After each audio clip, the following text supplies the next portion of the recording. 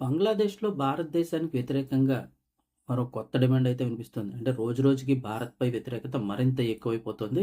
అందులో భాగంగా ఇప్పుడు కొత్త డిమాండ్ అయితే గనుక తీసుకొచ్చారు. ఈసారి ఏంటంటే గనుక నూలు వ్యాపారస్తులు ఎవరైతే ఉన్నారో ఈ ఫ్యాక్టరీ యజమానులు వీరంతా కూడా ఈ వర్తక సంఘం సంబంధించి కొత్త డిమాండ్ తీసుకొస్తున్నారు.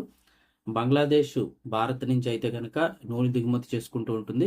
అయితే దానికి ఎటువంటి సుంకం లేకుండా డ్యూటీ ఫ్రీగా అయితే గనక నూలు భారతదేశం ఇస్తూ వస్తుంది.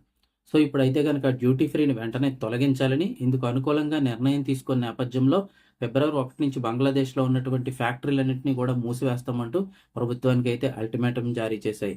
ఈ మేరకు ఆ దేశ వాణిజ్య శాఖ నుంచి నేషనల్ బోర్డ్ ఆఫ్ రెవెన్యూకి లేఖ అందినట్లు యోనస్ సర్కార్ అయితే పేర్కొంది.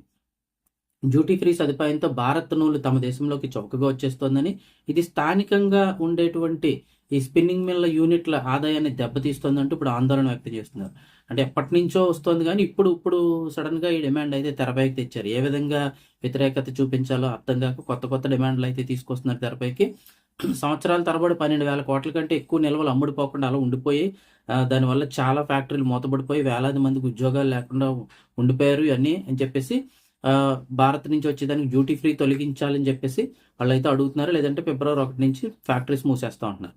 అయితే ఈ డ్యూటీ ఫ్రీ ఎత్తివేయాలని డిమాండ్ బంగ్లాదేశ్ ఎగుమతిదారుల సంఘం అయితే తీవ్రంగా వ్యతిరేకిస్తుంది. ఎందుకంటే అలా గనక చేస్తే భారతదేశం నుంచి నూలు దిగుమతులు తగ్గిపోతాయి. వాళ్ళు కొనుక్కోవడం తగ్గిపోద్ది. మ్యాక్సిమం ఏంటంటే ప్రపంచ దేశాలు, అంతర్జాతీయ బ్రాండ్లు కూడా భారతదేశం యొక్క నూలుకి ప్రాధాన్యం ఇస్తూ ఉంటాయి. అంత బాగుంటుందని చెప్పేసి ప్రాధాన్యత ఇస్తూ ఉంటాయి. దాన్ని అలా గనక మనం ఈ వ్యతిరేక నిర్ణయం తీసుకుంటే భారతదేశం నుంచి వచ్చే నూలు వదులుకున్న వారు అవుతాము. నూలు దిగుమతులు కనుక తగ్గిపోతే బట్టల నాణ్యత, ఖరీదులో ప్రపంచ టెక్స్టైల్ మార్కెట్‌లో మనం అసలు నిలబడలేమని చెప్పేసి వాళ్ళైతే తీవ్రంగా వ్యతిరేకిస్తున్నారు. సో, మరి